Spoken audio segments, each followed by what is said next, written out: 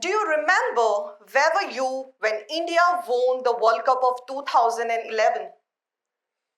Do you remember the journey of Dr. APJ Abdul Kalam from the small town to the president office? Do you remember crying for Shah Rukh Khan when he died in Kal Ho Na Ho? Do you remember your grandparents' story they told you when you were too young, but still do not remember the data, the numbers, and the engineering equation you read last week or perhaps today? Then tell us something very simple, that you and I, we were raised on stories long before we were raised on logic. This is not culture, by the way. This is neuroscience. Human brain is wired in a way that is always remember emotions, logic, and more to the feeling this experience rather than the data and the numbers. But something really strange happened as soon as we enter the startup world, the business world, the idea world. We leave stories behind, and we do that on purpose. We focus on PPTs filled with numbers, jargons, data, bullet points of market side, projection, and whatnot. All of that is important. Perhaps, yes, absolutely important. But my question is, do you remember those data after the meeting gets over? Do you remember your own profit 5 years ago? Do you?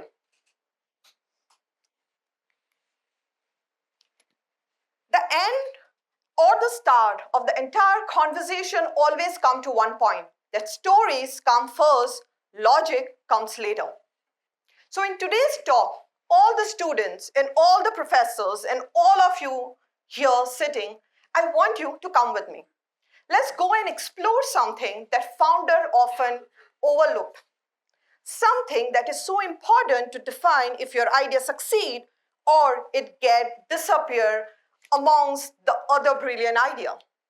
That something is not funding. That something is not even technology. That something is not even AI. Then what it is? That something is the story you tell to the world through your idea, through your business. How you make feel the audience their pain and show them the reaction of it. In startup world, we actually love jargons. In business too, we love jargons. A lot of us say there's B2B, B2C, D2C, and whatnot. But when we go to the core part of each and everything, it's always about P2P, I call. Person to person. For instance, there is a person who identifies a problem. There is a person who works on that problem. There is a person who gets the benefit out of that problem with an accessibility of an app or platform or whatnot. So what is this then? A person helping another person, which means everything is P2P. So we are here all in our mind that all the businesses, ideas, and startup go and boil down to one point, that is P2P. And when we are talking about person, one thing always take the center stage, and that is human brain. Come with me. Let me take you to the world of the neuroscience. And promise me, I won't be taking you much deep to that. Neuroscience gives you a very interesting idea. It always says that when you hear a story in your head, multiple regions of your brain activates.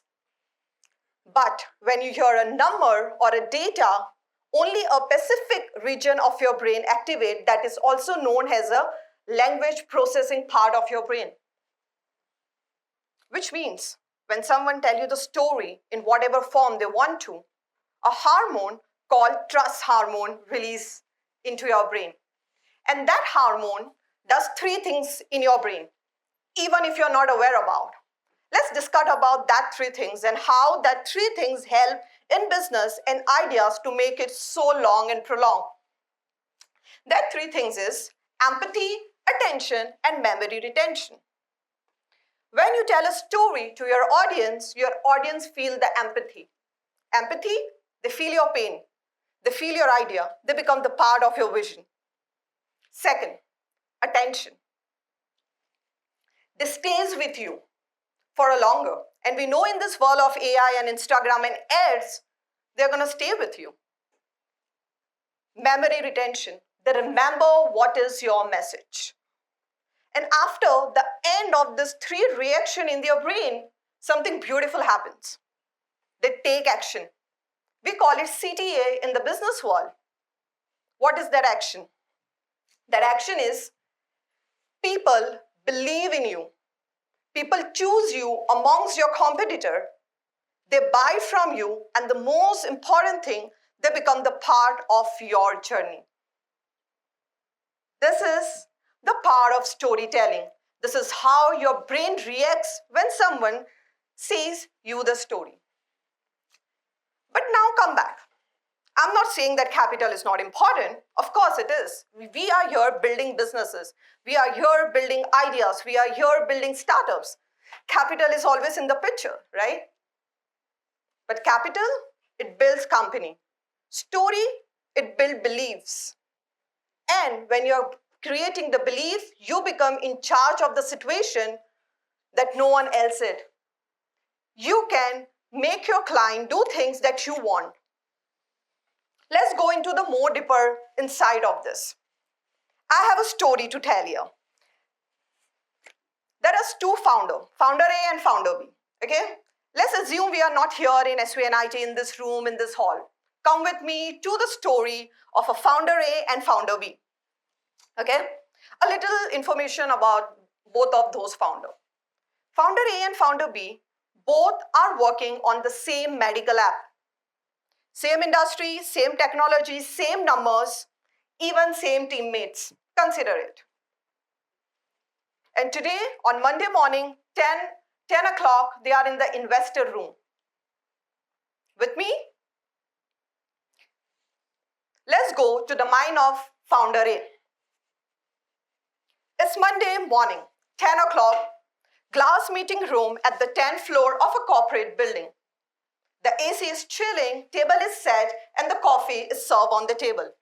All the investors sitting, folding their hand and waiting for the founder A to come in.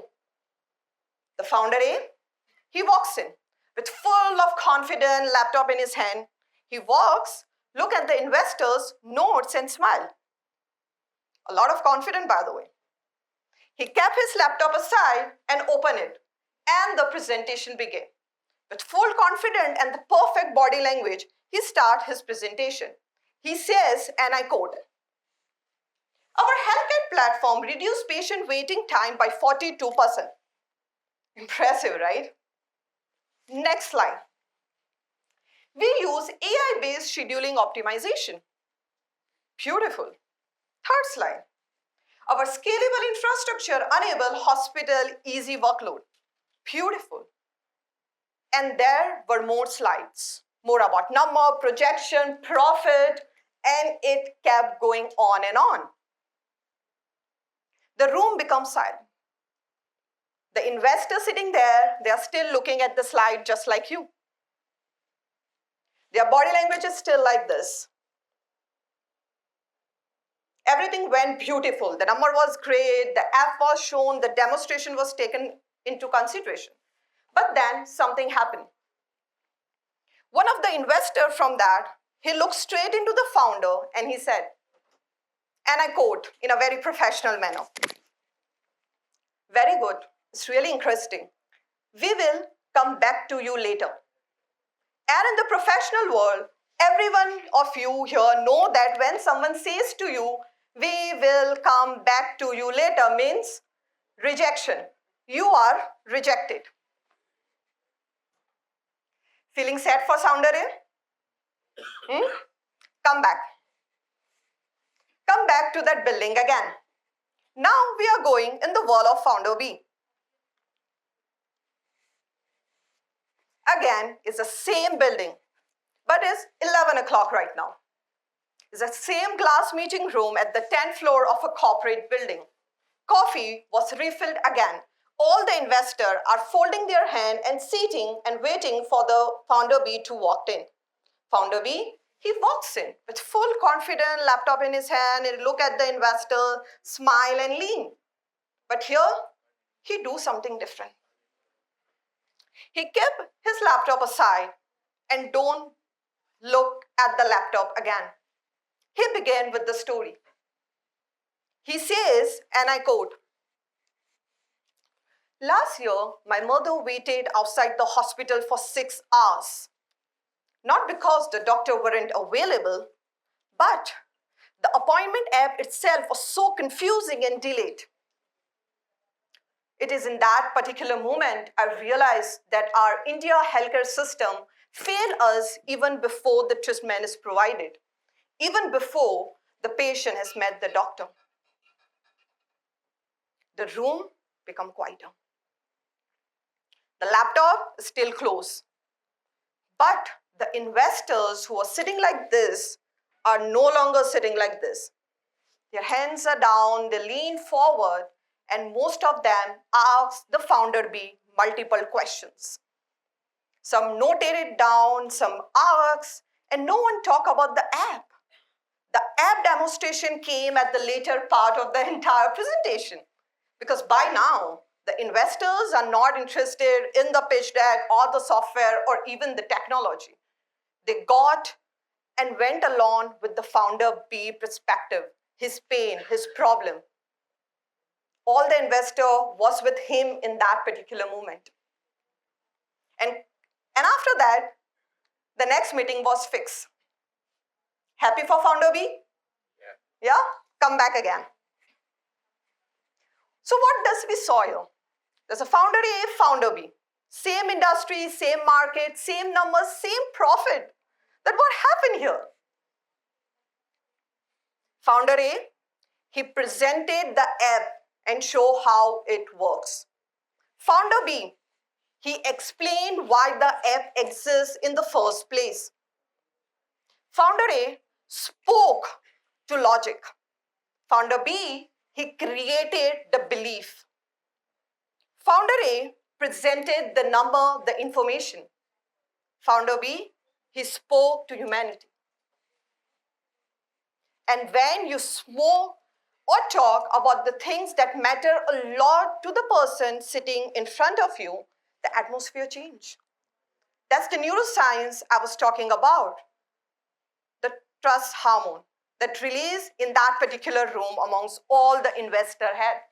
And that's the reason founder B got the deal, or perhaps the next meeting, and founder A is still working on the logic, numbers, and data. Logic helps people understand you, but belief, it helps people support you. So to all the students here sitting, if you ask me, that tell me something that the founder B does it so well that we want to do it to our idea, to our startup, to our company, then today I will just give you 3 antidotes that you can work on and then see that how it bring that change to your idea. Number 1, start with the problem and not the product. People connect with the pain before they understand the technology. Show them what you have built before showing what is not there. Second, make the customer your hero or maybe the heroine. Founders are not the hero of the startup. They are just the person who is showing the line to the customer. Third, show emotions, not perfection. A perfect founder always creates a distance between himself and the customer. Whereas a founder who shows honesty and trust get the belief. And remember, people always invested in belief rather than your promises of 100% perfections.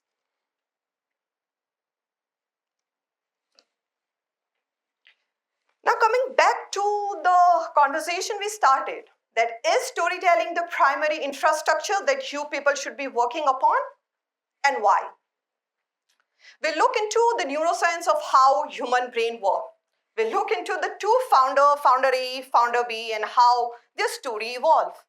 It's time for you now to look at your idea, to your startup, to your company and say that how you can add something so valuable that in this world of AI, in this world where everything is available, what you can add. Today we live in the world of content, unlimited content. That is AI, artificial intelligence, creating presentation, notes, website within a second. Information is available just a click away. But attention is scarce, is rare, and trust is even rarest. For the first man who have ever walked on this planet to now, storytelling has helped people evolve, survive, discover, and store knowledge. AI can produce content, but the meaning, that is only the power of you and the power of I, we as human. Your life experience, struggle, failure, story is your greatest competitive advantage in this AI world. So just let's step back again. Let's go to the world where we started our conversation. That if the answer of all the questions in the starting I asked is yes. Do you remember where were you when India won the World Cup of 2011? If you remember the journey of Dr. APJ Abdul Kalam from the small town to the president office, do you really cry your eyes out when you saw Shah Rukh Khan dying in Kal Ho Na Ho? And if your grandparents' story is still in your head, then all of this is saying us something. That the world is not going to remember your numbers, your revenue, your data sheet, or even your profit. The only thing this world will remember is the solution of the idea that you gave them. It's the feeling you make the audience felt at that particular time and what the action they took. Your technology may solve the problem, but storytelling, it gives the idea, the soul to your story so strong, so firm that it can travel beyond times, beyond rooms, beyond countries, and become bigger than you and bigger than your idea. That something is nothing but the power of story, the power of storytelling that we all have in this room as a human, and no AI in this world can replace that. That's my time. Thank you so much.